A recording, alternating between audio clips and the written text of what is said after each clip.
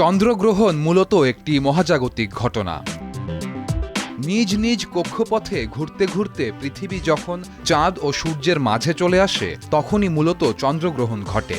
ঘুরতে ঘুরতে একই সরলরেখায় আসলে পৃথিবীর ছায়ার জন্য চাঁদে সূর্যের আলো পৌঁছায় না, অর্থাৎ চাঁদ দৃশ্যপট থেকে কিছু সময়ের জন্য আংশিক বা সম্পূর্ণ অদৃশ্য হয়ে যায়। চাঁদের এই আংশিক বা সম্পূর্ণ অদৃশ্য হয়ে যাওয়াকেই আমরা চন্দ্রগ্রহণ বা লুনার এক্লিপস বলে থাকি।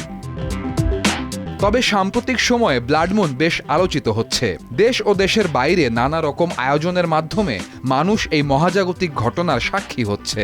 দেশে গত ৭ তারিখ দেখা যাওয়া ব্লাডমুন নিয়ে আয়োজন ছিল জাতীয় বিজ্ঞান ও প্রযুক্তি জাদুঘরের উদ্যোগে। আয়োজনের অংশ হিসেবে ছিল জ্যোতির্বিজ্ঞান বিষয়ক বিজ্ঞান বক্তৃতা ও কুইজ। পাশাপাশি জাদুঘরের প্রশাসনিক ভবনের ছাদে ২টি টেলিস্কোপ দিয়ে সর্বসাধারণের জন্য এই পূর্ণগ্রাস চন্দ্রগ্রহণ দেখার বিশেষ ব্যবস্থা করা হয়।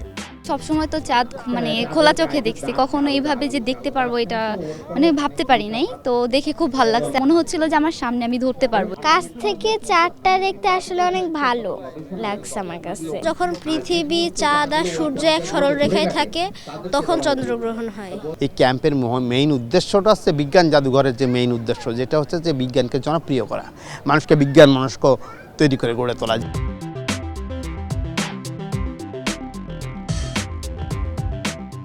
সূর্যের আলো পৃথিবীর বায়ুমণ্ডল ছুঁয়ে ছড়িয়ে পড়ে।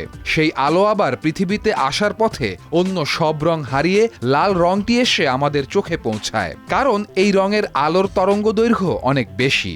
আর এ কারণে চাঁদ অনেকটা রক্তিম দেখায়, আর তাই একে ব্লাডমুন বলা হয়ে থাকে। সময়ের বিবর্তনে ও ভৌগোলিক অবস্থান ভেদে লুনার এক্লিপস বা চন্দ্রগ্রহণের পেছনে অনেক কল্পকাহিনী শোনা যায় নানান কুসংস্কারের কথা, শোনা যায় প্রেমিকের সাথে তুলনা। এর বাইরেও কত শত মানুষ চন্দ্রাহত হয়ে চাঁদের মোহে জীবন কাটিয়ে দেয় তার কোনো হিসেব নেই। তবে একজন বিজ্ঞানমনস্ক মানুষের জন্য এটাই বাস্তব যে চন্দ্রগ্রহণ আদতে মহাবিশ্বের এক অদ্ভুত সুন্দর নৈমিত্তিক ঘটনা।